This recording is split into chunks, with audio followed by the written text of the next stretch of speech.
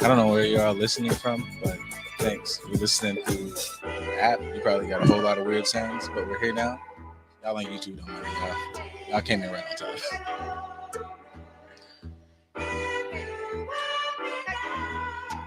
They're gonna just have to take this down because the song is lit.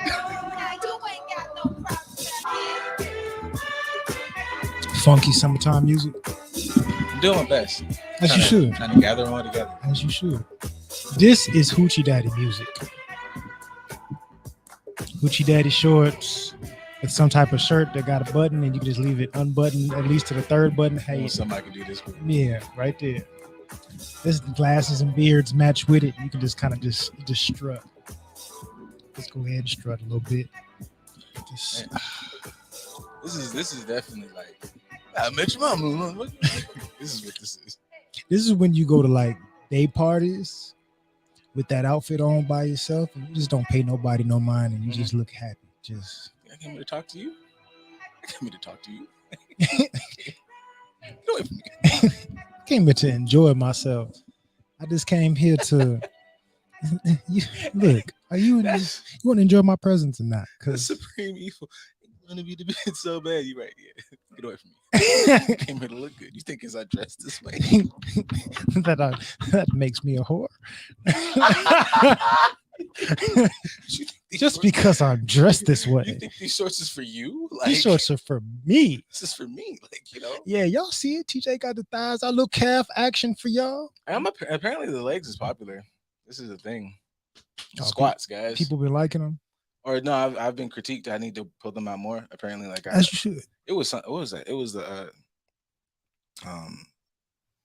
whatever that Hoochie Daddy reel we posted. And I was like, oh, my bad, man. I thought the tights was enough. No, nigga, put him legs out. I was like, oh man, look at this. Like I thought we we saying we hold the monopoly on pervin. I'm like, that's not true. No, we're not. Motherfuckers are dirtbags, man. We speak for the masses. They just may not feel comfortable saying it themselves, but we definitely speak for the masses. Yeah, it was up to like, hey, nigga, what the fuck is this? It's not what we paid for. Put the legs out. Put the legs out. I'm insecure about mine, so I'm covered until, I've built my posterior. So my butt's gotten good compliments from the lady folk. I appreciate that. But, the home gym ain't the same as like hitting big weights at the gym. No, it's not, because I thought I was really like killing it, and then I did. I started trying to. Also, if you're like a dude who thinks he's like into fitness, you gotta follow some of the lady pages. Absolutely, because like the like posterior, anything I do like for the posterior is all for that I've stolen from like women fitness things, and my sister, and she's big on like the hip thrust shit. So I'd be like, I was doing them on the leg curl machine for a while. Then I was like, let me move up, and I was like, oh, this.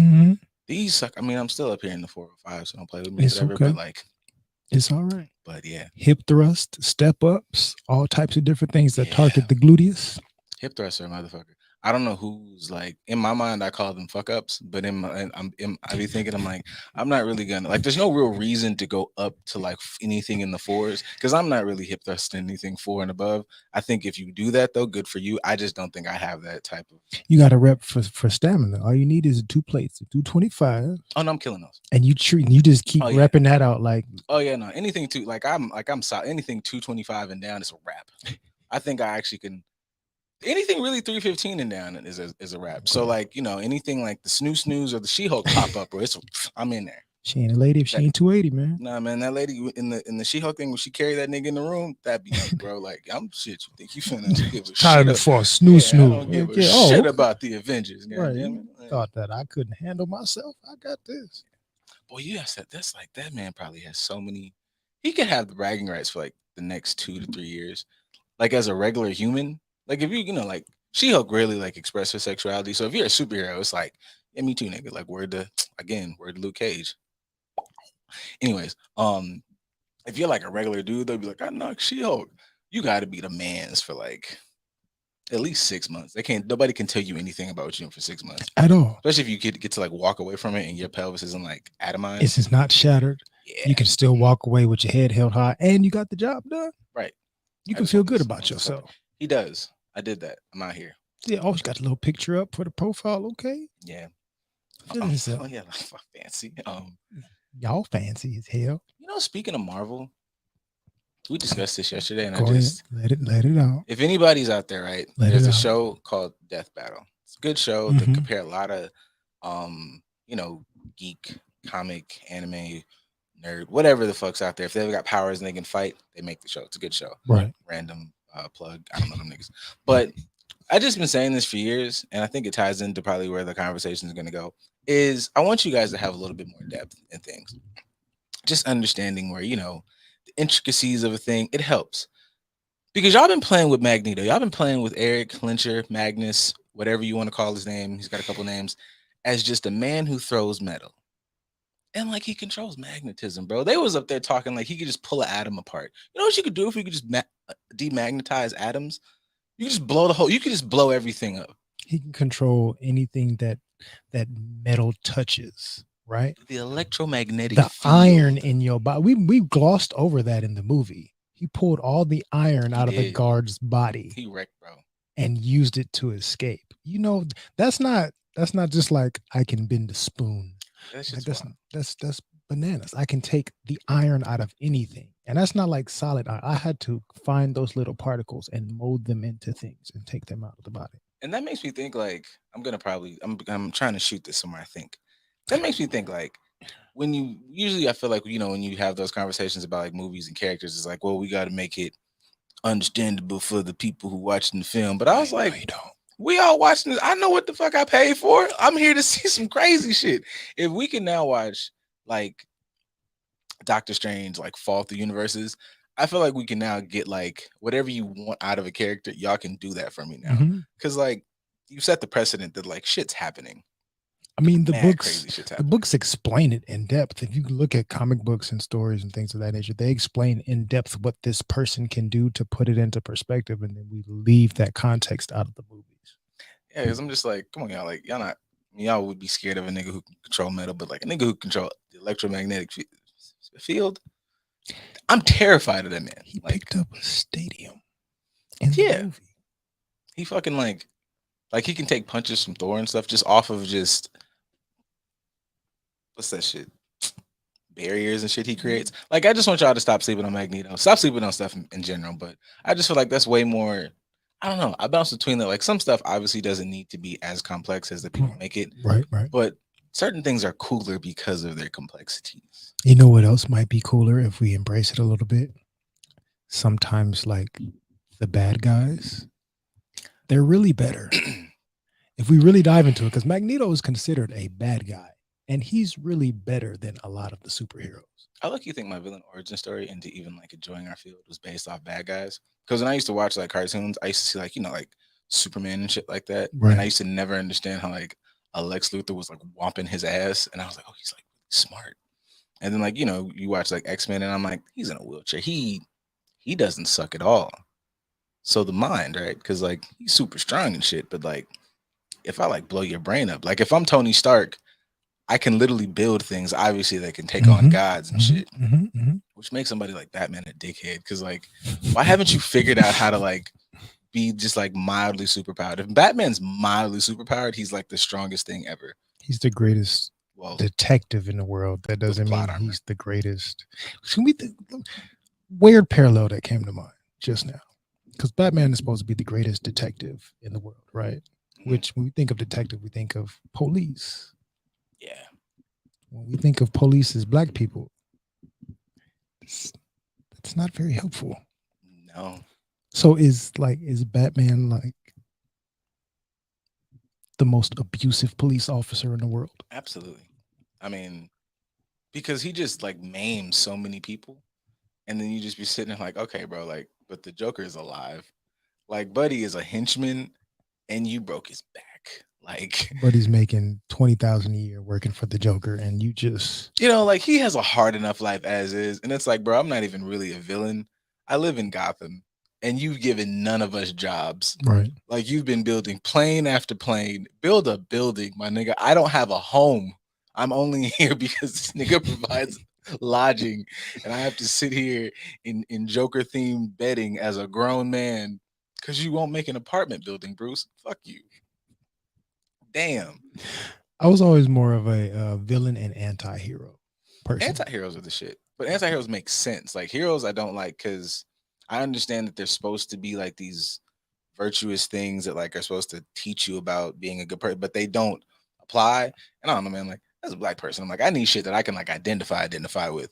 I don't identify with this thing going, it's crazy, but justice, kill him. Nope. Get rid of dog. I don't care about this type of justice. It doesn't make sense. He just murdered a school bus of people. What are we doing? What are we discussing here, bro? Are you nuts? If you look in today's society, today's world, right? Do you choose hero, villain, or anti-hero? And what is your story? Like what contributes to you going in that direction and what are your abilities? I definitely pick anti-hero. Okay. I don't pick villains because villains are like super big on like, killing innocents and they're just unbalanced individuals. Like this happened to me, so I'm gonna wipe out this over here. Okay. Eh. Heroes, I don't like in well all the time because I feel like heroes again are like a bit unbalanced and they present this like Batman, like or Superman, like I don't kill, and it's like, nah, man, you are actually contributing to a lot of deaths. And I always have this like underlying thing in the back of my mind that they're like little propaganda characters, so you can teach people who listen to watch this material to never really, really do what's needed. You just do just enough Okay. to keep the shit in. But anti-heroes, I feel like make sense because it's like, nah, bro, like we'll get rid of this, and they seem more human. Like it makes you have to be like, oh, I like watching like, well, not like, yeah, like Wolverine dealing with like, I could do this. Let me fight with my actual regular human impulses. Okay. Because I would hate to be on a team with Superman. I'm like, bro, you don't never like, you don't even fart. You haven't even like I've been here. We've been on this fucking space station. I've been on the team for like 2 years now. I've never even seen you like have a slip and fall. I don't want to be your friend. Tony Stark's a drunk, overcomes his drunkenness. Thor's got 15,000 years of depression. Cap's a man out of time. They're just more relatable people. Like I'm just like, oh hey, like yeah, that's why people like Bruce. Bruce is like, man, I'm super traumatized. Except nobody goes go to therapy, bro. But whatever. Fair enough. I think like with the anti-heroes, there's no context to be misconstrued. Yeah, Like the heroes, we can take that and manipulate it to create whatever type of yay story that we want to. The villain, we're going to manipulate and overlook certain things to point our finger at them and blame them for whatever their actions are. But the anti-hero, all these things work together to create a human being that's having a human experience. yeah, that's basically it. Like I feel like anti-heroes, if you're gonna use these characters for some of them are for entertainment. A lot, all of them are for entertainment. But if you're gonna pull something out of them, those are things that you can be like, oh, this character might have. Well, you shouldn't like be building your existence off of TV, but you might watch this thing and it sparks something that person went through. Boom, boom, boom, boom. I can parallel that to my like bad day at work or whatever the fuck you going through, and then you kind of work the fucking transaction from there, as opposed to just like we're gonna save everything and everything's gonna be great. No, it's not, bro. Like everything will, Saving the day in my underwear. yeah, everything will not be great. But this dude let me know everything sucks, and he figured out how to unsuck it. I'm like, so that's cool. I would rather like figure that out. Okay. Going to the rest of the question. So for today's society, what is your trigger? Like what triggers you to be said anti-hero, and then what is your ability? What triggers me to be anti-hero? Try to use as much relevant actual information from today's society as possible. The internet. Everything, every day. The shade room, and Spiritual words and all of that. yeah, like Spiritual word has gotten better. yeah. I mean, They've gotten I better. say them like because they're popular, but they're not really the worst ones. No. Um, but yeah, things that I feel like yeah, like influence people to just say things that speak from like their worst versions. We all got a worst version. I got a super worst version. He's fucking rampant, but he's useful. But I just feel like things that allow people to just like sit in horse shit. I have like I don't know at this point. I don't know if it's a personal vendetta, occupational vendetta, just who I is. So when I watch things and I watch people say things, and okay, for instance, the Monique thing that's just been going on. I don't really care heads or tails about uh like I'm not picking sides. I feel like if Dale Hughley might be terrible at business. He might have done some whatever shit. Right. But like watching people, it's not even what she said. It's like her saying personal attacks at him and watching people on the end go, they tell it like it is. She tell it like it. She's a real. I'm like, that's not what that is. That's not what that is. What are you talking about? So the context is being misconstrued to make her a hero. Yes, that shit irks my motherfucking soul. Because, and like I said before, like certain things don't need to be that complex and certain things do. Like I'm big on somebody who can like, hey, wait, no, that might have a meaning, a deep or whatever. But I'm like, y'all not doing that. And y'all are using, don't be using like shit that's good. Yeah, I don't like, don't use shit that's like good and then make it like a dickhead. Like, don't be a yellow lantern. Green lanterns are cool. You yellow motherfuckers coming out here just making horse shit. We made stuff too. Yeah, but you made it from fear, bro. That's not the same thing. Right. It's stupid. So how do you fight the evils of the internet? Honestly, me personally, I just try to. No. Anti-hero version of you. Oh yeah, burn it all, and then I set myself up with good friends and barriers. Like Wolverine would bleed everybody, and he keeps going back to the X-Men, so he has people in his corner to go, put the claws away. All right. I'm gonna still hit this nigga though. All right, look, just don't fucking claw his face off. Fair enough. All right, cool. So I be trying to do shit like that. I have a lot of conversation before I do a lot of shit, cause You be want to do a lot of shit. I don't do at least half the shit that I could. Like, How do you so aside from like the analogy of the anti-hero in real life, how do you respond to all of the different narratives that you see on social media or on the internets that are just triggering for you? They just burn you to your core. I usually just go live my life. Like most of the things that I respond to, I use it as like it is a bit for this. Right. So I do it to, obviously to give us content and also as like a bit of I don't want to sound like a masochist, but you can avoid something to a degree, but then you don't have no muscles in it. And life is a series of motherfucking ass whoopings back to back.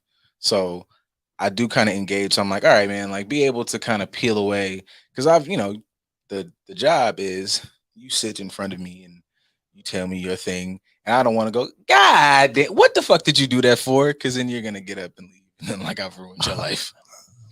Yeah, I know there's a couple people that But I need to be able to at least you differentiate. got to be able to discern which ones are okay and Because which ones me are not. personally, I like to pack this. I like to keep what was that shit in Expendables? This is my one Terry Crews happy thing that I've said in the last couple of years. But when he came through, it was like, remember this on Christmas?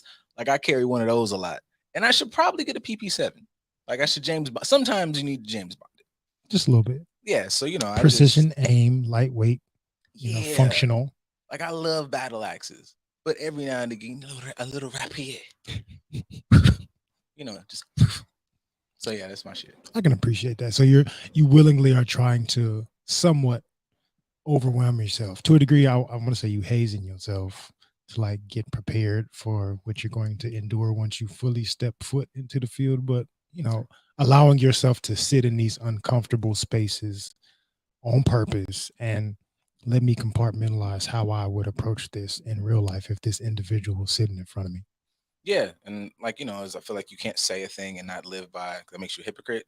Okay. Because half of my friend advice, personal advice in work, it's like some of this stuff is bad, put it away. Some of this stuff is bad and it's helping you out, and you need to learn how to sit through it because it's like favorite weight lifting analogy, insert whatever. The weight is just heavy because you haven't done the exercise, blah blah blah. So you need to exercise more. This is not hurting you for real. It's just hurting you because you're untrained in it. So I'm like, oh well, you kind of a dickhead if you tell that to others. You don't do it yourself. So for individuals that may come across the internets and be triggered and not be able to do that, and they feel inclined to respond to said comments or things of that nature, what would you advise them to do? Take a step back, like and legit. That's where like that conversation we had last week, where it's like your emotions kind of kick in, and checks and balances. That's where logic should go. Hey man, if you respond, Is this millionaire celebrity going to even see it? No. And what are the chances that you have a conversation with them or have a conversation with a group of dickheads? Probably gonna have a conversation with a group of dickheads. Okay, what's step two? They respond, yeah, and then their million followers are gonna out just destroy your yeah. So should you probably like maybe like let that shit ride? Yeah. Option three is you start exploring why does this trigger you so much, and then have like at least a valid. If you're gonna Yeah. say something, like have a valid stance as opposed to I didn't like this, because you might not like it because you just got shitty, ideals about it. This might be an opportunity to like rethink that.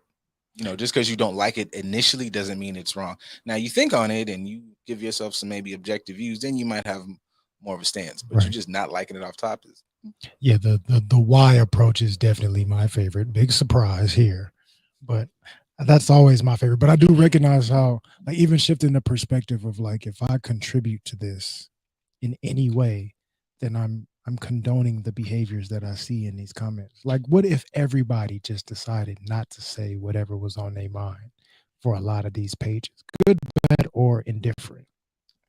this. They wouldn't exist because the algorithm is going to continuously send you and all these other people this post that may be complete and utter nonsense, but we're going to send it to you more because you keep engaging with it. So if I don't engage with it, then it dies. It doesn't get to be in my presence. I don't get to see it as much. I don't get bombarded with it. So that could be my anti-hero superpower, as like Captain Stoic. I just ignore shit. Yeah, And the more I ignore something, it's like not believing in Santa Claus. If you don't believe in Santa Claus, then he can't deliver the presents. pretty much. I mean, like, I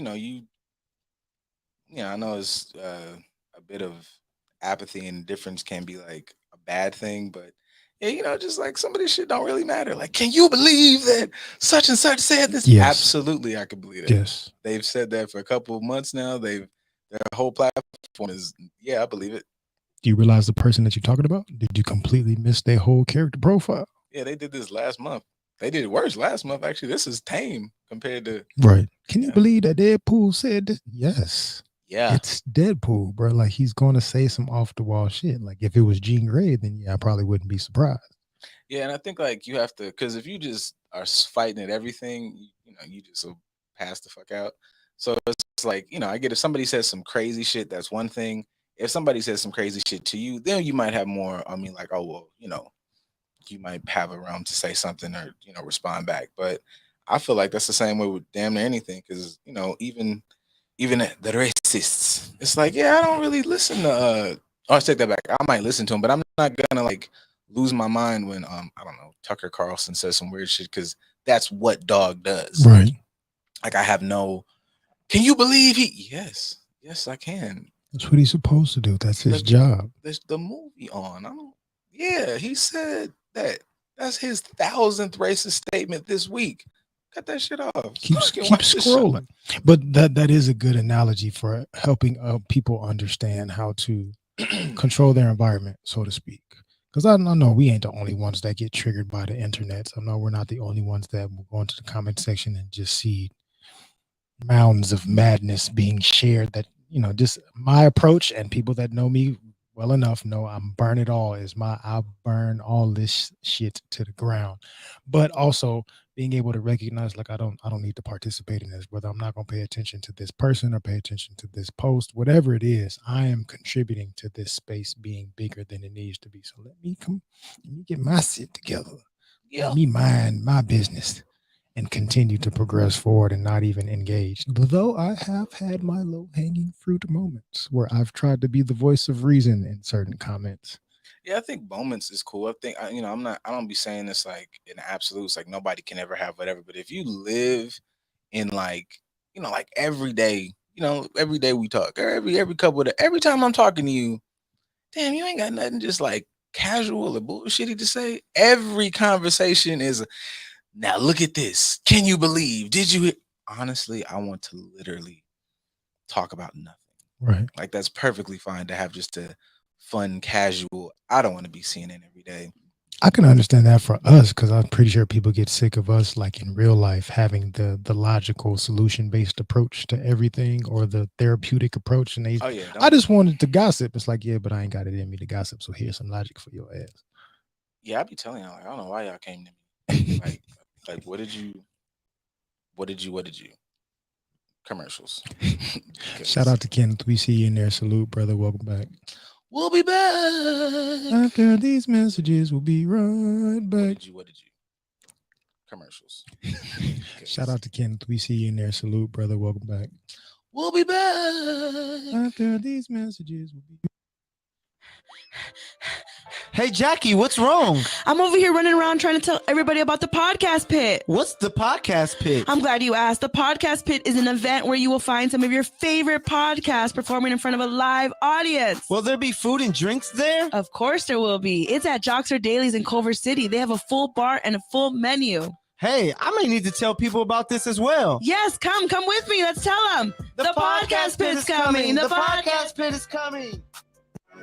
What's up, friends? It's IE and Friends. We're here at the Podcast Pit LA. It was so fun. We came to rep the IE. I think we did a pretty good job. So shout out to the Podcast Pit for having us. Shout out to TGN. You guys should definitely check them out. You should check me out, Saul V. Gomez. Y'all can find me at I Know Caesar on IG. You can find me at airbear_IE on IG. And you guys can find the podcast at IE and Friends on every social media network except for OnlyFans. That's coming soon. So stay tuned.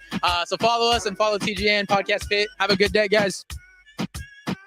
Are you trying to buy a home, car, or make other investments and being discriminated against because of your credit score? At credit909.com, our professionals can help you remove judgments, student loans, child support, medical bills, and other erroneous and negative items on your credit report. Call 800-752-9763 today for a free credit analysis and consultation, or text credit to 909-688-5461.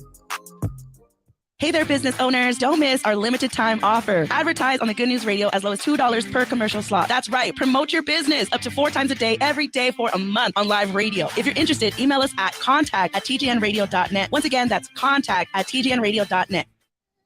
Fee Fi. Fo fum. You already know what that means. We're live from the den. Devontae Green, proud founder and CEO of the Giants Den, also co-host Live from the Den. Yes, indeed. Danny Crumble, co-founder of the Giants Den, also co-host from Live from the Den. Excited to engage in these conversations. Yes, leadership, self-improvement, real conversations that Black men have or need to be having. Tune in Monday nights, 7:30. TGN Talk. And it's only one way to end this powerfully. 1, 2, 3. Salute.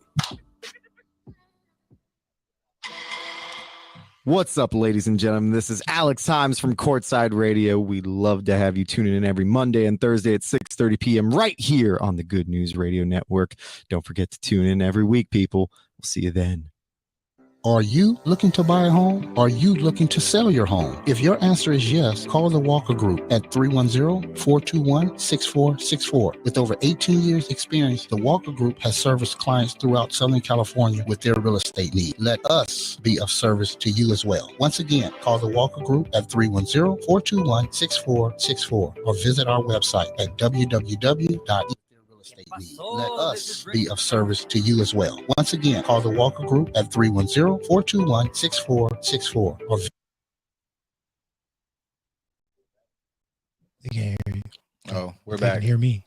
We're coming through, and eventually, wait for it. Dun, da, da, da. We're back.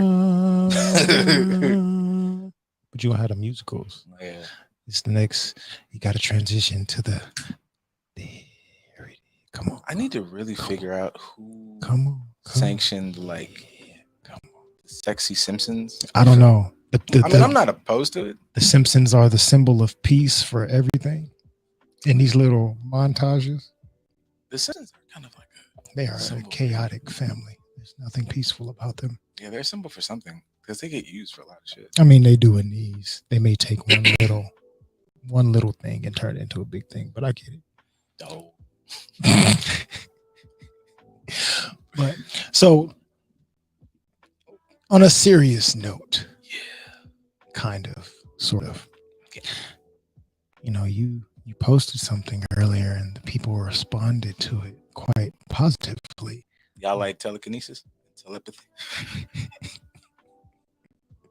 They were liking you talking about insecure attachments.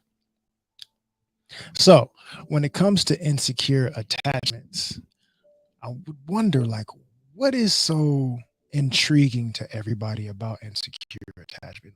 We haven't done like a relationship rant in a while since we transitioned from being the other guys.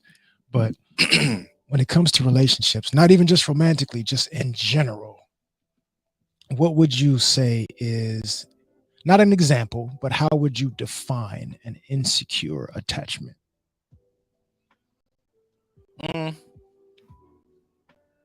I mean, a simple play on words is like it's your attachment is led through your insecurities. Like a lot of shit we say like in our music is things that are like insecure attachments. I was listening to something earlier, like while I was sitting in the studio, Mhm. and it's like a line that everybody says, like, if you love me, like prove it. Like Okay. that line is stemmed from insecurity. Like thinking about things we say, like you learn that a lot of shit you do or say is insecurity. Like I've said on here, like avoid attachment styles, anxious attachment styles. Those are all forms of insecurity. Like just how you are attached to a person or a thing is birthed out of your insecurity for said thing. Okay. Like don't leave. I need you here all the time with me so you can prove to me that you're here, that we're together. Because if you're not here, that's insecurity because you have a fear of abandonment. Okay. For example purposes. Okay. I would say you haven't missed anything yet. We're just kind of get into it. We're talking about insecure attachment styles. It's okay. Grab your seat, pull up your chair, and you can participate and get into it. My definition of an insecure attachment style would be similar. Something that you, to kind of put a little bit of a spin on it, something that you do not feel secure in.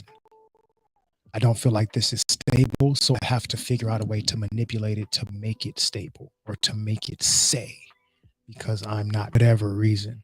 So that manipulation can be something unhealthy, which is using my insecurities to manipulate the relationship, or something that we perceive as healthy, which is, say, I'm being more of a servant to my partner. I'm doing things to make them happy. I think that those are good things, but I'm doing this out of insecurity. That's the way I'm utilizing manipulation. Happy wife. No, you ain't got a cough. That's definitely a common example of an insecure attachment style. Happy wife, happy life, for sure.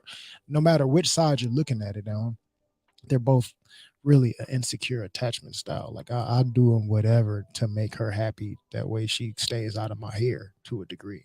Or I'm putting the pressure on him to make me happy so that this can go my way. They're both forms of manipulation to get an unhealthy result from the relationship. So the actual definition, so to speak, of an insecure attachment style, a way of approaching relationships that's characterized by fear or uncertainty.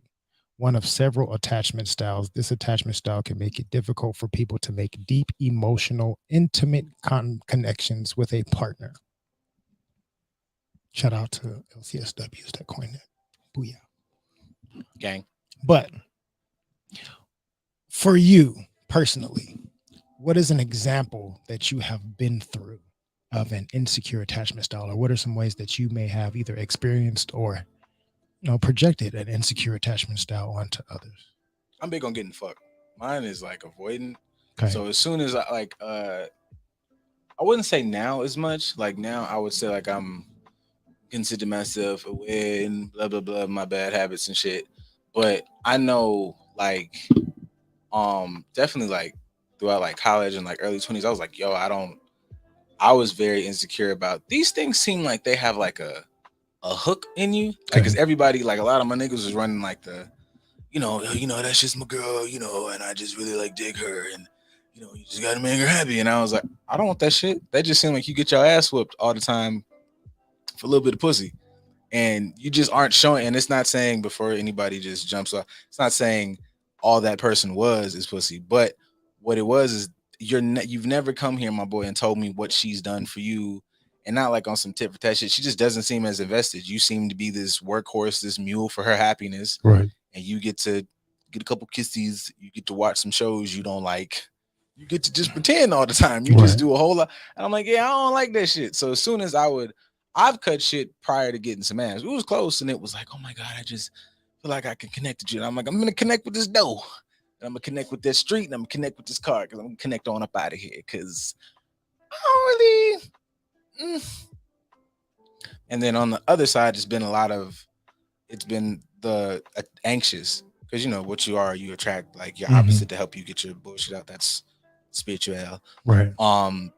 I've engaged in at least 3 to 4 like different areas of like that anxious shit, where it's like, if you don't text me 50 times a day, if we don't whatever, and that's like, that don't, what you mean? Because I'm telling you, I'm not going. Where was you at the house? I just don't want to do nothing today. But you think I'm out, ripping and running, anxiousness and anxiety and coming to meanness, and it's weird. Yeah, I mean, I've definitely have had different combinations of all of those, giving and receiving. I don't know about giving. Like, I've never been one to, you need to text me a bunch of times so I know what you. I've never been that one. I think more times than not, I was the person that I would overstep my own boundaries or lower myself for the hopes of making them feel like they mattered more.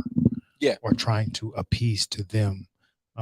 Like, my happiness doesn't matter. I used to call it like the martyrdom syndrome to a degree. That's a bar. Like, I would always look at myself as if I'm sacrificing myself for the pleasure, love, affection, whatever of others, the appeasement of others, and which I know that came from my insecurities of not feeling accepted and things of that nature. The reciprocal of that, or what I would receive, was sort of what you were saying. Not to that extent, but I would always get the anxiousness as far as ultimatums. That I get that. Like trying to rush me to their perceived, like, this is what I think we should be. And so when are we going to get to this? And in my mind, at least to protect myself subconsciously, I'm like, yeah, but you ain't giving me enough to prove that you deserve that investment from me. Like, I'm still going to treat you good because I think that you're important, or because my insecurity says that I have to treat you good and make you feel important enough to stay. But a part of me would always have that wall of like, yeah, but you ain't got past this wall yet that makes me feel enough to give you every aspect of me. That would be mine, but that would be part of that conversation that I've had. I know I brought that up before. It would just be like, that would make me think like, you kind of is on bullshit. You want to be in a relationship, but you don't really want to be in a relationship with me, because it'd be like, I really dig you, and I'm like, okay, are you sure? Right. Yes, absolutely. All right, man. Let's lay out these past 6 conversations we've had. Tell me 5 things about your boy. Like, what is it? What did I talk about? What was my purpose? What? Because I didn't talk. Right. We had about 6 conversations. You carried the conversation. We didn't really do any back and forth. You didn't ask me no questions. There was times where I like gave my perspective, and you get that weird silence, and it's like, oh yeah, that's crazy. And then there's another thing that happened. All right, cool. That's what we do. We talking about you. All right. And that's cool with me if we just get in the booty ass and we just on some surface shit. But don't come to me on some depth shit, because we don't know you. You don't know me. You've told me a lot about you. I've used that a lot from that perspective, and also from the perspective like, you don't know me because I haven't felt safe enough to show you me for real. I've shown you aspects of me. Like, the analogy I have in my head is like, you've looked at the resume and the resume looks great, but you didn't pay attention to the cover letter, which is explaining my purpose, what I'm invested in, why I'm trying to do what I'm trying to do. It gives you a more detailed version of who I am, the snapshot, and you ignore the personality test, which is me telling you specifically what I'm good at, what I'm not good at, how I would approach certain situations, so on and so forth. So you're not looking at the entire component to figure out if this person is best for the job. I'm doing that, which is why you're not getting what you're looking for. But you're only looking at one thing that is, looks good to me on paper, and that's what I want to get me to where I need to be. But you're not discerning me properly, and I can tell that you're not discerning me properly because you still don't feel safe to me, which is why I'm not going that route with you. Bars. So going back to the insecure attachment style, what do you think keeps people from being able to attach to others securely? Because I know it mentioned an aspect of being able to have deep connections with people, but I think a lot of people have insecure attachment styles and think that they're having deep connections when really they're having trauma bonds. Yeah. But that would be what's keeping them connected. Like it's just like they're like, oh yeah, I feel it. You know, this person makes me feel. I enjoy their energy. And that's where I'd be. That's okay. That's the thing. Even like we were talking about earlier, that's what makes me come off as like a dick because I'd be like, I love you to death, friend, but that's not what you're doing. Like that's not what y'all connected on. That's not what y'all bonding on. You know, it just makes me feel I didn't have to feel whoop whoop whoop in the other one. And I'm like, yeah, but that other one was teaching you a lesson. I'm not telling anybody to get their motherfucking ass kicked. But that shit that you felt bad with in the last thing or this last conversation, so on and so forth, that person might not have really done nothing wrong. That was your like insecurity or trauma or whatever bubbling up. And you probably should have dealt with that. Don't mean you needed to stay with that person, but that person was at least good enough to let that shit bubble up. Right. And then you figure it out. And then low key, that person might have been your end all be all. This person, you don't like them because they're healing, because of whatever. You like them because all your horse shit, they just bond with your horse shit properly. And all that is like, in the mean, that's what's that? The honeymoon phase. Yep. And sure enough, when the shit hit the fan, it's going to hit it in a magical way. It's going to cover literally every wall. It's going to be so much shit everywhere. So like we talked about a little bit, or I mentioned in the first segment of the show, like the context can be missed, which puts somebody, or missed or manipulated, which puts somebody in a specific category: the hero, the anti-hero, or the villain. You mentioned a second ago, like their bullshit matches with your bullshit, so you think that that's great. Sometimes the bullshit could be like, you think that you're healing, but you're not healing in a healthy way. And because they look like they're healing the same way as you, like the spirit and energies and all these other things that we can attach to that make us think that we're healing properly in healthy ways, but they're pseudo. And then we find somebody else that's with the pseudoisms as well. And we think that, oh, we're both having a spiritual enlightened relationship and things of that nature. When really like, no, we're bullshitting ourselves and each other. Pseudo at best, because some of y'all is just not even y'all, just anybody at a certain point in their journey. You just kind of have one of those moments. It's like we're not even really like bonding. If you like took 2 seconds to be just objective and look at yourself as said villain, it's like, hey, like that part in the movie where the villain's like, I'm helping all these people, and it's like, hey, bro, you realize you just murdered the whole town? And it's like, oh shit. You kind of had that moment with yourself. It's like, we really connect on these. Do y'all connect, or did they say things that feed as shit? Lay just said it up here. It was like, they feed your ego. They feed your unhealthy expectations, your gender roles, your conditioning. This is not a good fit. This is just somebody telling you the bullshit. Somebody that's not challenging you. Which that is another aspect that I think makes people like misconstrue insecure attachments. I want a soft love. You want somebody. I don't have to, Yeah, you want somebody that's not going to challenge you to get better, because there's areas that you need to work on. Sometimes you could take it as somebody challenging you. They're not challenging you in a bad way. They're helping you become better so that your bond can be an actual deep one that lasts the test of time. And I play the other side. Like challenging doesn't always, because I think people associate challenging with being against, and you have carte blanche to be a complete piece of shit. If you weren't such a fucking impatient dickhead, we would be better. If you weren't so fucking lazy, I'm like, that ain't an excuse to be abusive to somebody. But if somebody brings your shit to the forefront, that's on them to present it properly and in a state of, and that also goes back to why you saying it. Because if you're saying it out of frustration and just wanted to shit on somebody, then no, you're not challenging them, you're berating them. And I feel like, hey, I feel like we could work on this and this here. We've had this many incidents, and this has been what seemed to be the root cause. If I'm having to say, I think that you should maybe do whoop whoop, and I think I should do whoop whoop. What do you think? Then y'all had a whole conversation. Y'all go, that's challenging you to be like, we should be better than this because this is stupid. That's challenging you to have effective communication, which creates a deeper bond. So even with that, like it makes me think of how people say they hate small talk. Like I hate small talk, but like the small talk more times than not is what helps you build a deeper bond. Anybody can talk about some deep shit that like we both like comic books. We can talk deeply about comic books, but that doesn't mean we have a deep connection. Your relationship isn't going to be talking about comic books 24/7, 365. The relationship is going to be you maintaining one another and be able to have that small talk. And then something about that small talk is off one day, and something in your emotionally intelligent brain says, hey, that's not how they normally respond. Something's wrong. Radar, radar, radar, radar. Something's going on with them. And because you have allowed yourself to participate in small talk, you can notice, hey, hold on. What's really going on with you? Yeah. What's really happening with you? Because that's not your norm. And I know what it means when you have certain small talk. But just saying, like, you miss certain investments in certain things because you're focusing on this one aspect that is comfortable to you, as opposed to allowing yourself to step into other zones which may not be comfortable. So even as you said earlier, like, sometimes you got to look at yourself as the villain. I immediately started thinking about myself. I always looked at myself as the villain. I did hero behaviors. Corny, I won't say corny, but I did, the stereotypical hero behaviors, but accepted the role of the villain because of what somebody else would tell me. Well, you're an asshole. Like, yeah, okay, I'm an asshole, but whatever. And it's not that I'm being an asshole, it's just that you don't like me challenging you.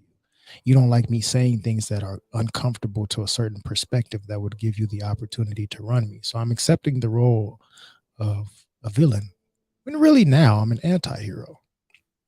I relate. Yeah. Because I used to be like, I used to lean into the villain shit, and like, yeah, like later on, I was like, I ain't really say no shit bad. I'm not a villain at all. I haven't done anything like a villain is going to do things maliciously. He's trying to hurt you, trying to do this, trying to do that. The hero is going to try to save you from yourself.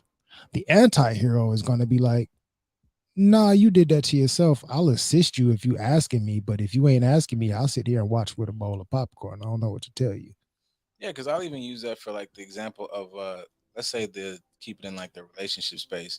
It's like niggas just want to fuck on hoes, and I was like, I think there's a demographic niggas that just want to fuck on hoes. There's a period of just fucking on hoes, but it's like, that I noticed, like, it's not even like a lot of niggas now want to just fuck on hoes. It's like y'all just not good partners. Like, I'm sure obviously you're an amazing woman.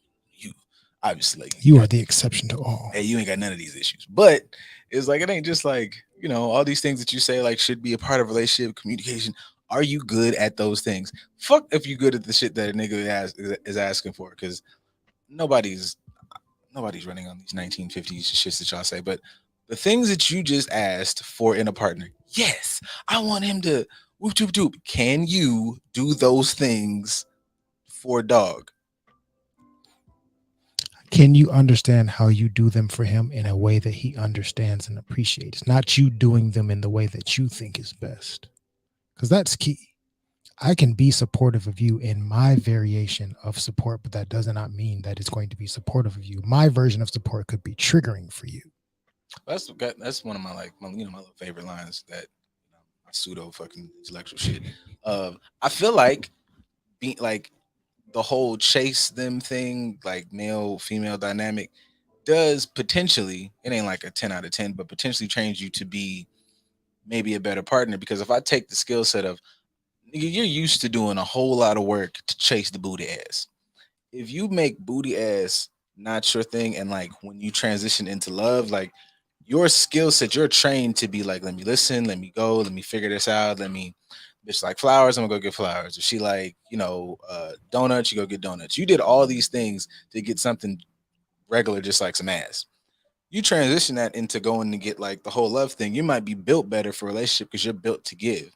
On the reverse, if you think you are said prize, you never worked for dick, so you think you're finna work for the motherfuckers been fighting for love for generations. So you think you get that, and now you're like you're super skilled. You just gotta like you guys like you getting a Lamborghini and having no idea how to drive. You don't know how to drive stick.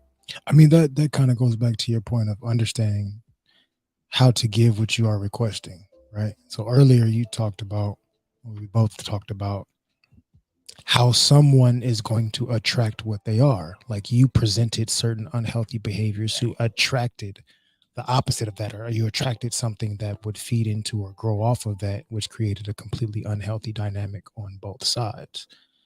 If you don't understand how to give what you're requesting, you're attracting what you are. So if you're attracting, say, a lot of people ain't gonna like this, but if you're attracting dudes that's strictly here for the ass, what are you doing to show him that you are strictly here to give the ass? Like you're doing something to contribute to this environment. And it's the same for us, because a lot of dudes will talk shit about females and be like, these bitches, these hoes. Like, yeah, but you keep attracting them, especially if you're participating in the Tom and Jerry dynamic, where I'm always trying to chase this person around and get them to fulfill whatever need I need them to fulfill. You keep willingly going after and choosing these individuals. You can't complain about the thing that you are chasing. I'm trying to find this a way to cut out the loophole. When you said like whether it's the dude or the girl, like he only wants to ass, you're only attracting ass. I think somebody might think I wear muumuus every time we go or whatever. I'm not showing ass, but you are. That's the avoidant. Yeah, but you are throwing out selfishness or some version of insecurity. That's what that motherfucker's attaching on to. Because I know, like you, anytime you had a conversation to get a little abstract, somebody used to go, "Well, I didn't have my titties out." It's not what I'm saying. It's not what I'm saying. It's not the fucking point. The point is, dog is selfish in his intentions with you. He only wants to fuck, get up, and get on out of there. Right. Something in you is attracting that type of individual. Let's sidestep the fact that he wants to fuck. You only want something selfish as well. Yeah, I only want somebody if they can, pay for this, if they could show me, and I'll show you. Well, that's what that nigga said. You gonna show me that pussy, then I'll show you if I fuck with you. Same thing. Transactional. Boom. Correct. I figured that shit out, man. I know him. But there's still ways that people will find ways to tap dance around it, which, as I said, that goes back to the avoidant component, because you're trying to avoid the truth and figure out how to nope, this makes me uncomfortable. I'm going to dance around it. The truth being, I'm doing something to contribute to this unhealthy dynamic. Part of this is my fault. To avoid that, I'm going to say, nope, I'm going to blame it on this, or I'm going to find said loophole to jump through to make it seem like I had absolutely no contribution to this situation at all. I am completely the victim. You are creating a dynamic that makes me uncomfortable because you like to do this, as opposed to me realizing that I'm not seeing how I was an equal contributor in the situation. So kind of like with Zay, I think you put it up earlier. It is important to ask yourself this question: are you able to reciprocate what you are asking for? Or are you willing to deal with the sacrifices of something that you are not? If you're not willing to give certain things that you are requesting, are you willing to deal with the sacrifices of that? If I'm not willing to give this person this aspect of me, am I willing to be kept at arm's length? Can I do that in a mature manner without looking down on them because I'm not realizing I can't give what I'm requesting? It's a low-brow way to look at that. Like everybody to feel like they're included.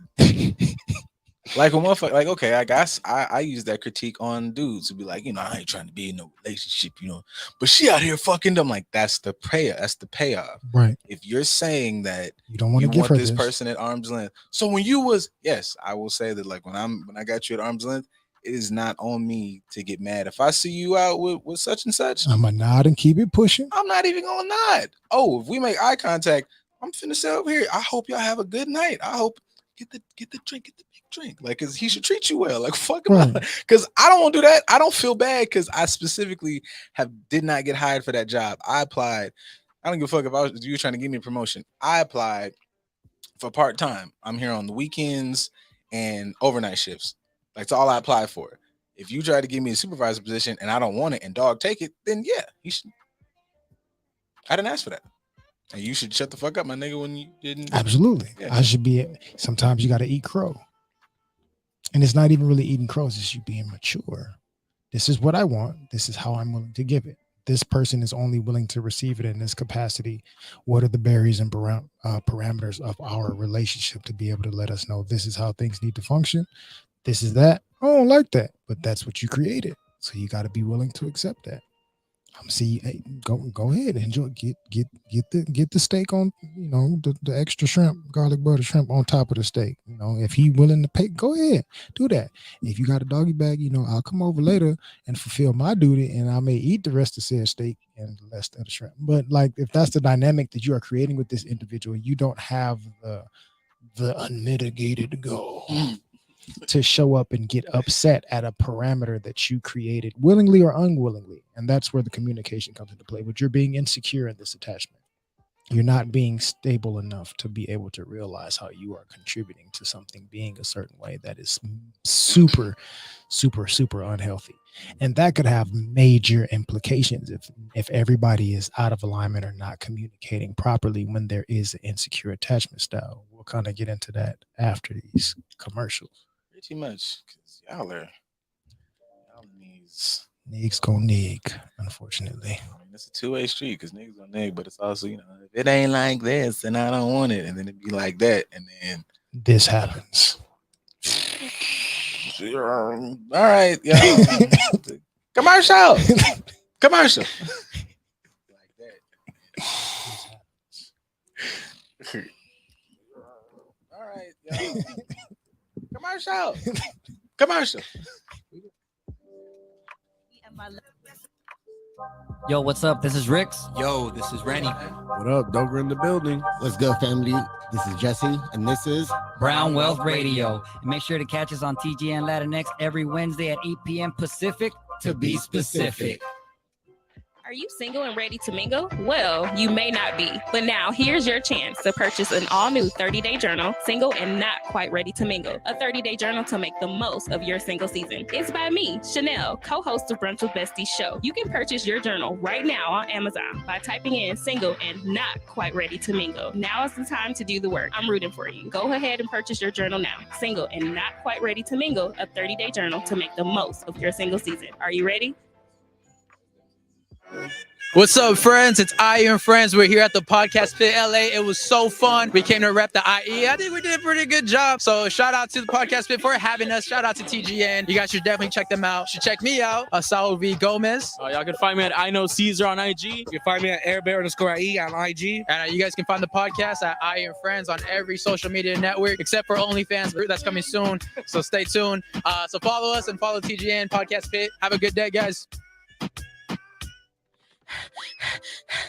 Hey, Jackie, what's wrong? I'm over here running around trying to tell everybody about the Podcast Pit. What's the Podcast Pit? I'm glad you asked. The Podcast Pit is an event where you will find some of your favorite podcasts performing in front of a live audience. Will there be food and drinks there? Of course there will be. It's at Joxer Dailies in Culver City. They have a full bar and a full menu. Hey, I may need to tell people about this as well. Yes, come with me. Let's tell them. The Podcast Pit is coming. The Podcast Pit is coming.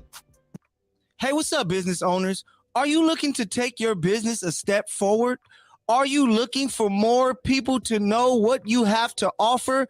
You are in luck. The Good News Radio has a special deal for you right now. You can get a commercial slot 4 times a day, every day for a month. If you are interested, email contact@tgnradio.net for more information. What's happening, family? It's Dre, aka Big Draco. Be sure to tune in to We Don't Make the Rules live on Sundays at 5:30, only on the Good News Radio app. Find it on TGN Sports. Are you looking to buy a home? Are you looking to sell your home? If your answer is yes, call the Walker Group at 310-421-6464. With over 18 years experience, the Walker Group has serviced clients throughout Southern California with their real estate need. Let us be of service to you as well.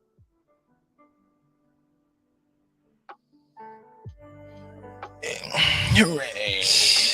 Let us, here I'm coming. Let us be of service to you. Let us be of service to you. Hi. It's a service. Oh yeah, that. You get the good visuals with your conversation. But so the insecure attachment styles that can be detrimental. Right on time.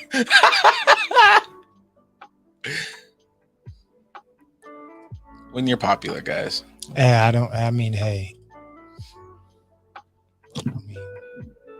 enjoy, give him put some flowers in the chat. Give a man his flowers, a little something. I'm here for it.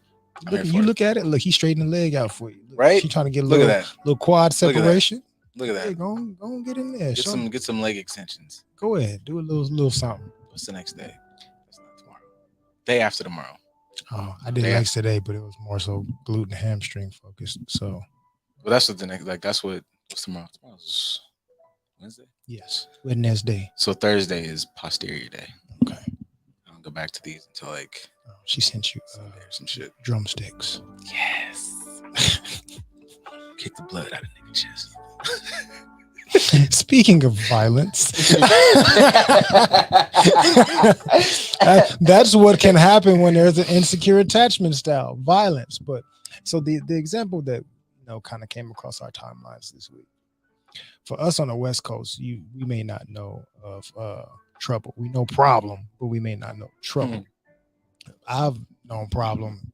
No trouble since mixtapes in undergrad. So that's when I listened like more so. I definitely haven't listened as much, but he just became like popular on the internet. So I was like, just look at stuff he would post, things he would say, interviews, and shit like that. Yeah, he was definitely a character, but I say was because he was murdered the other day.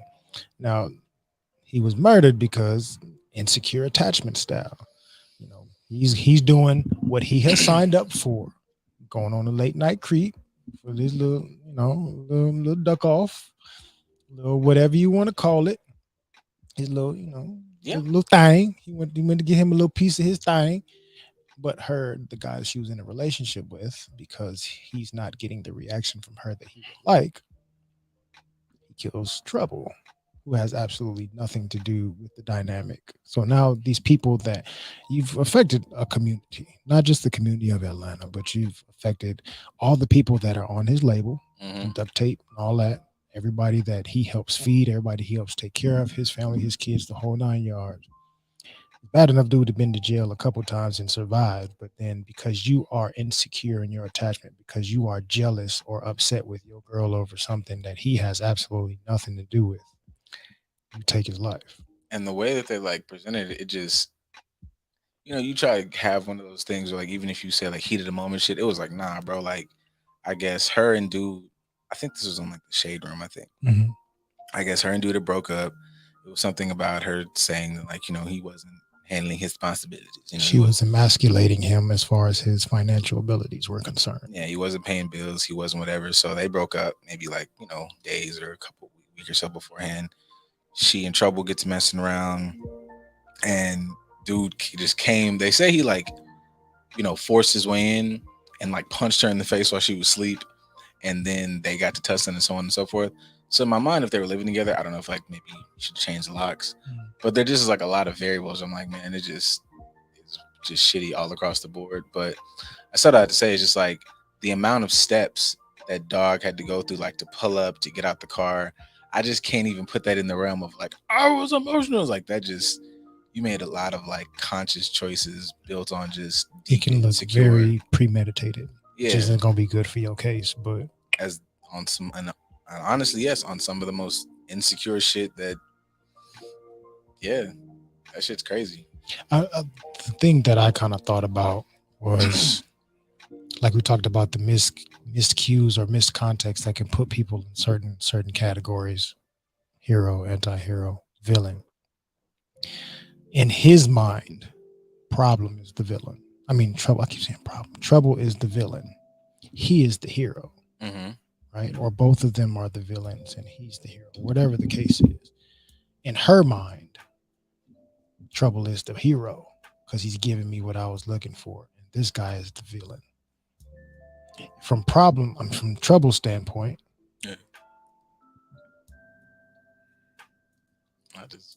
I'm the anti-hero. I'm just here just because I'm trying to do my thing, get the fuck up out. I ain't paying nobody no mind. I ain't paying attention to nobody. But how we often miss so many cues and context, or ignore or avoid certain things for our own selfish benefit, to miss where there may be danger. You knew that you emasculated this man. You knew that you embarrassed him. Even though it may not be publicly, you bruised his ego, which we had a comment up there that mentioned earlier, ego can be one of those things that can be problematic. Yeah. You bruised his ego on purpose as you split from him. There's nothing in your brain that said, I've been with this dude for this amount of time. I know he can react in a certain kind of way. I know that he has an unhealthy attachment style to me in this relationship, and I'm breaking it off with him. maybe I should take some extra safety precautions, or even for trouble. I mean, some of that I feel like you could imply, or you could just speculate, because what the fuck you really gonna do? It's like, I'm gonna show you what I'm gonna do. Right. And then, like, you may not, you get in trouble because, you might be scared for your safety. But if you don't let dog into what's going on, because you run the risk of him going, you said, buddy, finna do what?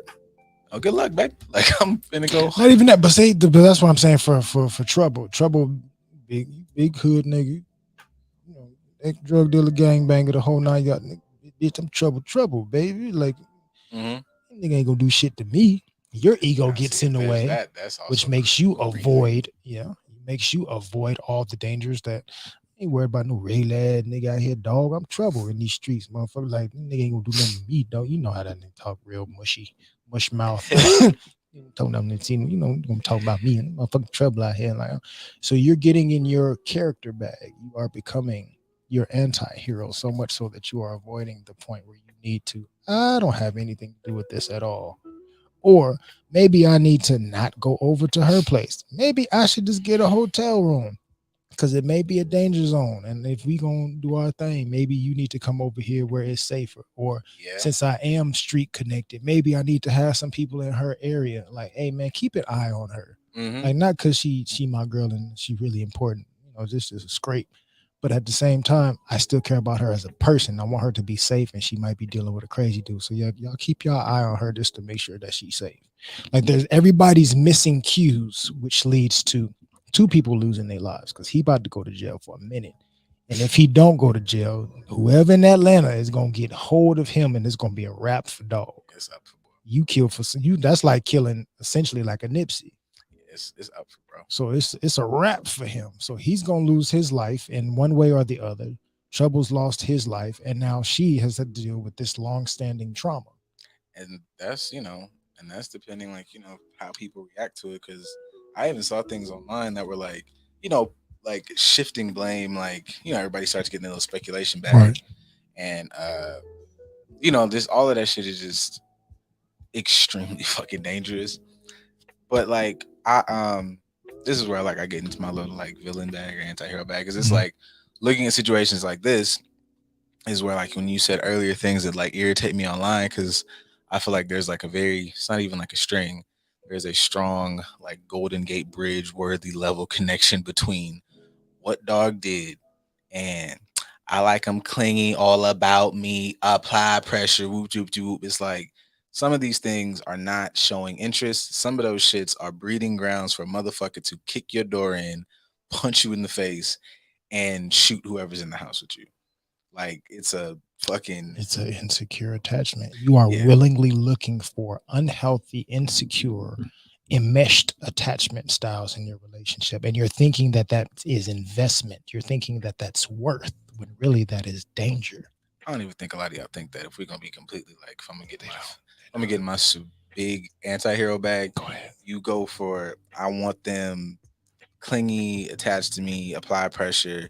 I'm specifically looking for an insecure attachment style to latch on to my insecurity, my ego. I want you to make me feel good, make me feel important, because you're not looking for love either, my nigga. Like, all of that shit is bullshit. And that's what I'd be saying. This is where, the fucking villainy or whatever or anti-hero shit comes up, because I'm not saying don't go out there looking for the relationship you love and deserve and all that good shit, but y'all don't be looking for real shit. Y'all be looking for insecurity. And then situations like this happen, all of a sudden everybody's like, I can't believe it. Yeah, you could, because that's you on a fucking bad day. Maybe not. Maybe you might not have a fucking hood nigga with a motherfucking like gun just coming in and shooting and punch you in the face, but you got a regular dude who's trying to be a lawyer, but he had a bad day. Like, just because he know the law don't mean he got his emotions in order. So he hops through your window and, like, scissor kicks you in the fucking jaw or whatever. Because I can't believe you were sitting there fucking with Thomas. Same shit. Yeah, he got pushed to a certain limit. You didn't pay attention. I mean, the example that popped in my mind was fucking Melvin, or whatever his name was, off of Players Club. Like, I spent a lot of money on you. Yeah, yep, that shit. The regular dude, but he got pushed to a certain limit. Not to say it was his fault. He definitely misread a lot of cues and had an insecure attachment with her as a dancer, but it made him respond in a very unhealthy way. It's the same with you niggas. Like, I like when she look spicy and keep all that shit. I want my food bland. Don't break my shit. Don't fucking hit nothing. Don't cuss. Nah, man. Take out. Is that black pepper? Get that shit off my food. I don't want none of that. Like, no. Take all that shit off. You are avoiding when it comes to the spice altogether. Shit mild.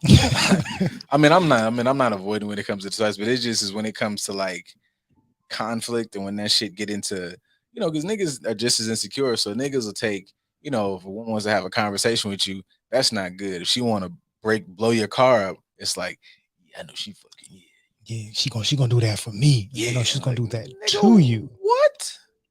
It's a red flag. Or even just, I've had a conversation with some people like they're willing to do that for their female friends. I'm like, red flag. Are you willing to ride for your homegirl and do that for her? You think that somebody else ain't gonna think you're gonna do that to them? Oh no, I'm not gonna like Captain Avoidant. It's been things where it's like, oh hey, we've been talking in this evening, and I got a couple cool little side eyes. I might can shoot that.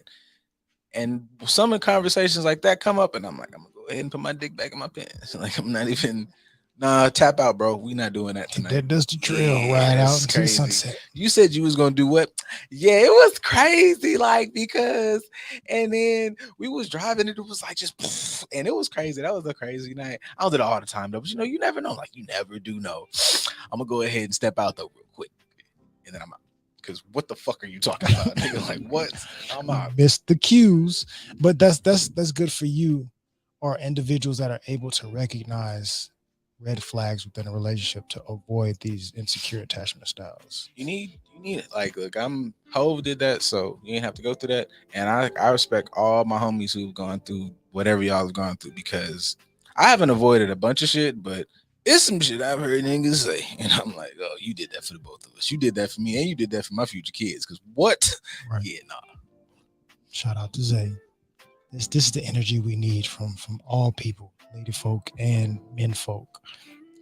That messes out. I do not have time to be slashing tires and busting windows out of cars. I'm not gonna hold you, man. Every time I see somebody post that shit, because motherfuckers be loving that whole what was that shit? Waiting to exhale, like burn his car down. And I think bro it was messed up, like I'm a hot woman and whatever. But also that shit's crazy because it's just that's a level of like, how much a car costs? I'm searching for a car right now. You blow my car up, nigga. I go to jail.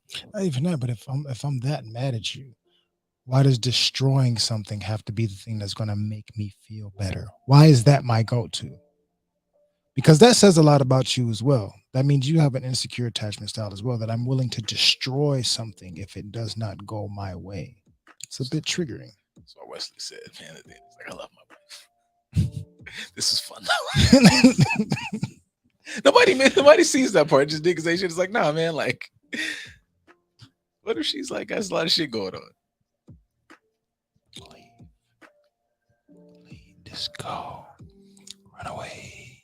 Oh no, man. It'll be what was that shit? I'm big with being up there, just like God. What was that? What was that woman who did the movie, the Pretty Woman movie?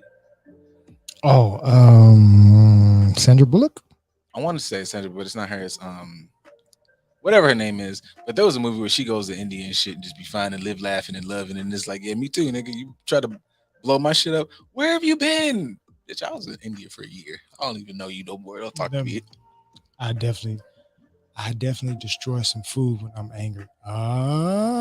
So you are willing to harm yourself because of an attachment style not going the way that you would like it to go.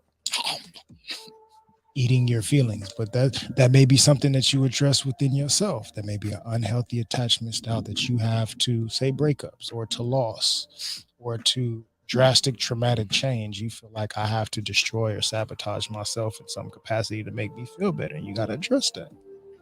What makes me feel like I have to do this to make me feel better? What does this do for me? Now, don't get me wrong. Food is absolutely magnarvulous. It's fanducious, fantastic. Any word that you want to make up, food is wonderful. But how you interact with certain things definitely lets you know where there's some red flags and radars that you need to have going off to help you improve.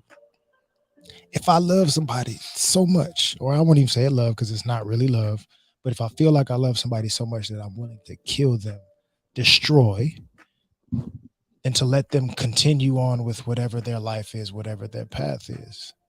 Why is that? What have I gone through in my life that has caused me to like, I'm going to destroy things when it's not going the way that I prefer? Because it ain't your first time.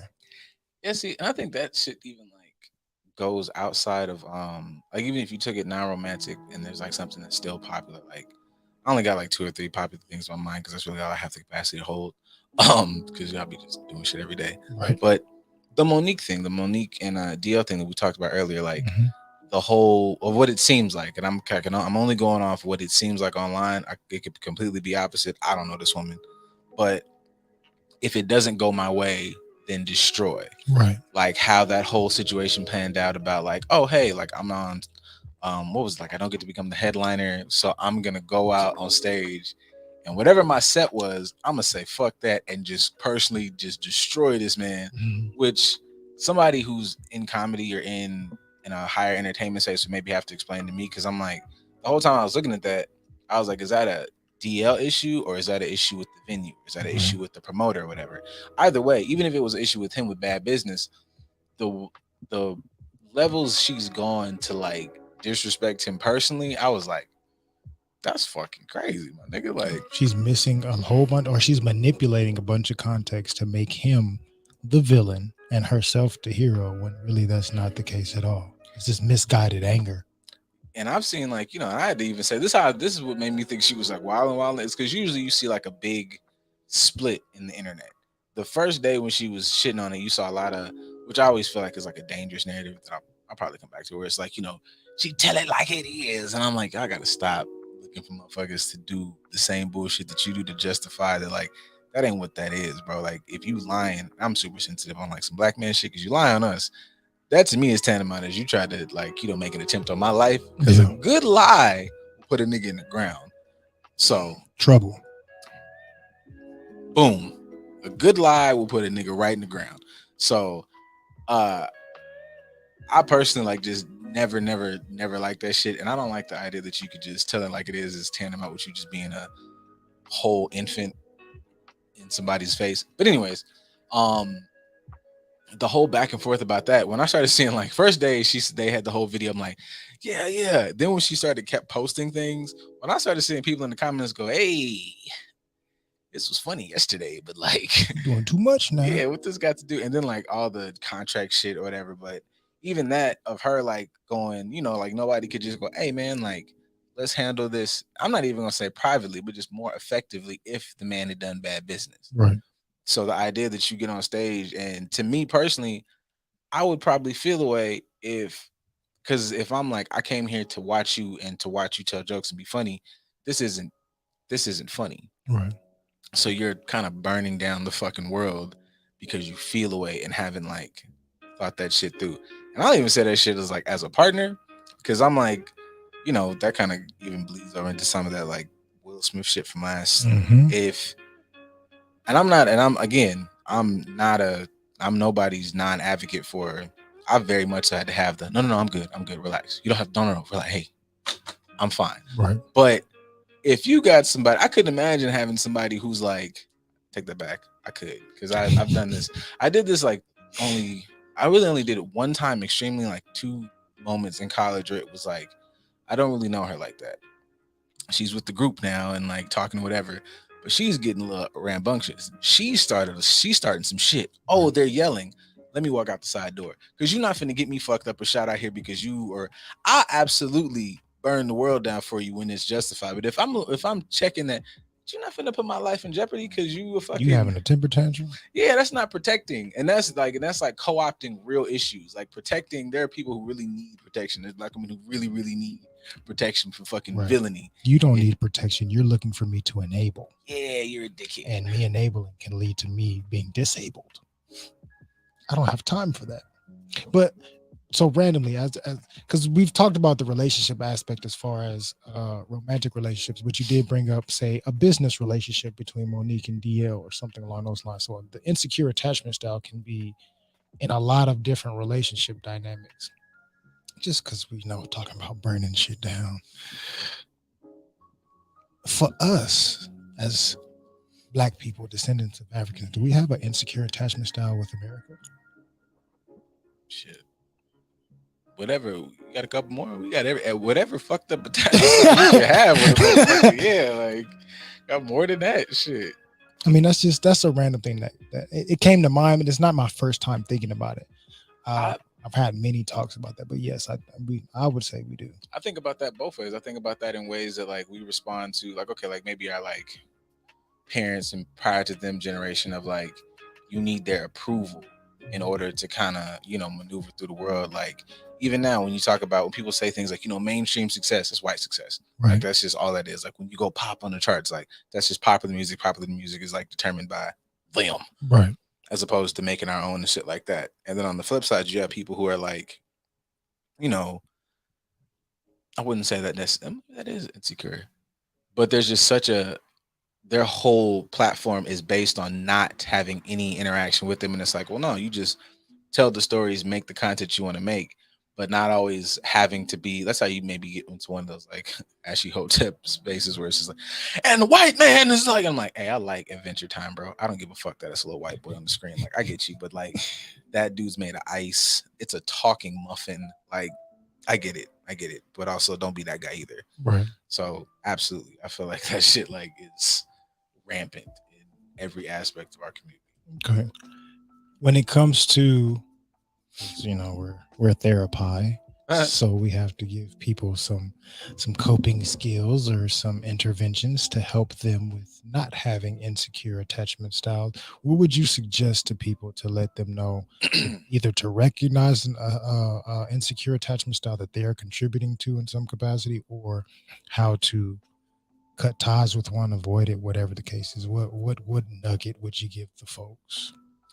I wish I had like more of like a blueprint on how to be more like self-aware, because it always kind of boils back to understanding your why. Because if it makes you uncomfortable, that's one thing, but understanding why it makes you uncomfortable. There's a difference between the feeling of discomfort when something is challenging you and the discomfort of something like hurting you. Right. This is giving me anxiety. This is giving me stress. This is really like something targeting me and fucking with me, like, as opposed to, you know, like if we're going to use like interactions with white people, you might have a boss who happens to be white, who sees your potential, who is challenging you to be better, and then you have a racist boss who is fucking with you. Right. But you need to be aware enough to be able to kind of separate the two.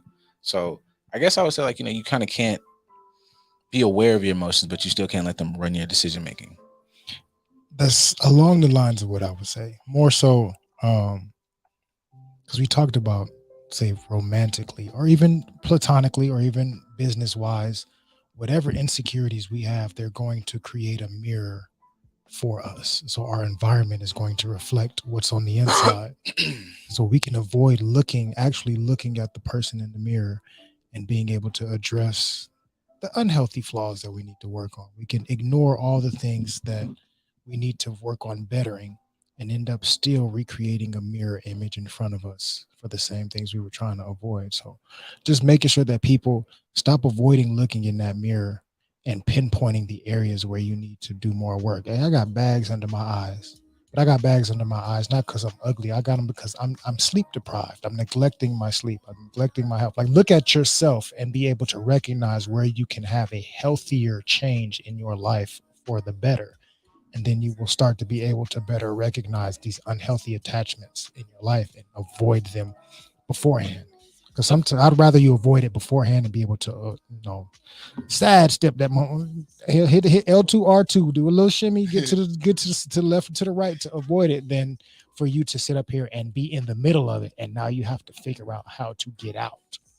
Just to wrap it up in a word, you have to love yourself, but like love yourself, like honestly. Tough love, the same way you love your kid, your sister, your parent. Like at some point, it's like, hey, you fucking up, but I love you enough to help you through it. Like loving yourself is not contingent on you just, putting flowers and oils on your titties and love and listening to shit like this and dancing through your apartment. That's cool. That's a part of it. But also, it's days where you need to like get some steel toe boots and kick your own ass, and then you cool. Challenge yourself. We need to look more at challenging ourselves in healthy ways, challenging ourselves to become better as opposed to seeking comfort, which is really validation for our insecurities. Bars. I don't have much else. Y'all Nope. gonna listen to this Gwen Bun. Y'all can listen to this and enjoy this light transition out. We shall see you guys next week, Tuesday, same time, same place, 4:30 here on the Good News Radio Network, on the app or here on YouTube. Thank y'all for supporting. Thank you to everybody that jumped in the chat and participated today. We love y'all. Have a wonderful evening. Have a wonderful week. Stay dangerous. I'll see y'all next Tuesday. Enjoy. Get some podcast spit in your life too, man. Like, it's like, what are we, like 3 podcast spits in now? Yeah. 3 or 4? Yeah. Go enjoy and wait for us to show up one these days. Just be chaotic at some point. Yeah. I think we'll give chaos that night, maybe. Just a little bit of chaos. Bye. Once I come around, don't wanna go.